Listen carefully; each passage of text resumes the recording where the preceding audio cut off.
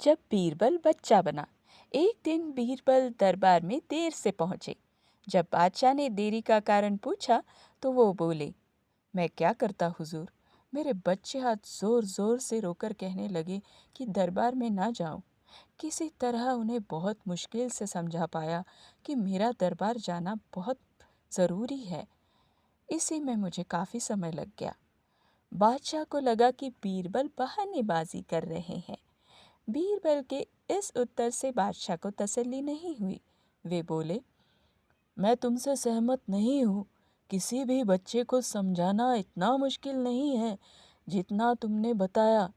बीरबल हंसते हुए बोला, हुजूर, मेरे बच्चे को गुस्सा करना या डपटना तो बहुत सरल है, लेकिन किसी बात को विस्तार से समझा पाना बहुत कठिन। अकबर बोले, मेरे पास कोई भी बच्चा लेकर आओ, मैं तुम्हें दिखाता हूँ कितना आसान काम है ये। ठीक है जहाँपना, बीरबल बोले, मैं खुद ही बच्चा बन जाता हूँ और वैसा ही व्यवहार करता हूँ। तब आप एक पिता की भांति मुझे संतुष्ट करके दिखाइए। फिर बीरबल ने छोटे बच्चे की तरह मुंह बनाकर अकबर को चिढ़ाया और यहाँ वहाँ उछलने कूदने लगे। उसने अपनी पगड़ी जमीन पर फेंक दी। फिर वह जाकर अकबर की गोद में बैठ गए और उनकी मूंछों से छेड़छाड़ करने लगे।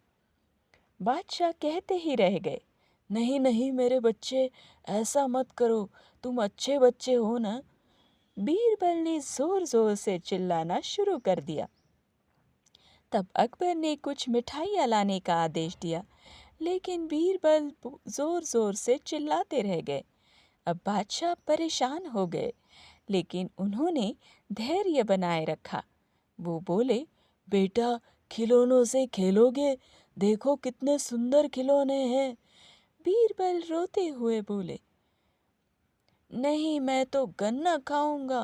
अकबर मुस्कुराए और गन्ना लाने का आदेश दिया। थोड़ी देर में एक सैनिक कुछ गन्ने लेकर आ गया, लेकिन बीरबल का रोना थमा नहीं। वो बोला, मुझे बड़ा गन्ना नहीं, मुझे छोटे छोटे टुकड़ों में गन्ना काट के दो। एक सैनिक गन्ने के टुकड़े करने जा ही रहा था। बीरबल बोले, नहीं सैनिक, गन्ना नहीं काटेगा, आप खुद काटो इसे।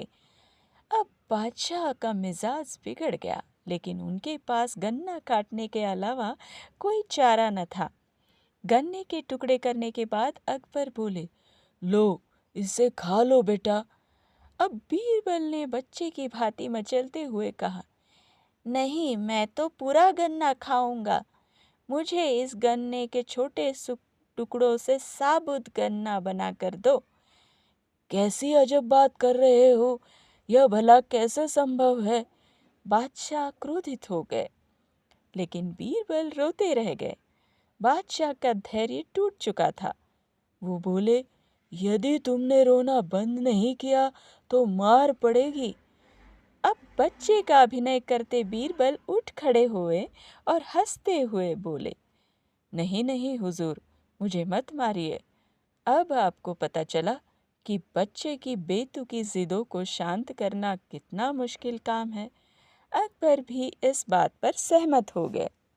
अगर आपको मेरी स्टोरीज़ पसंद आ रही है तो प्लीज़ लाइक, शेयर, सब्सक्राइब और कमेंट करें।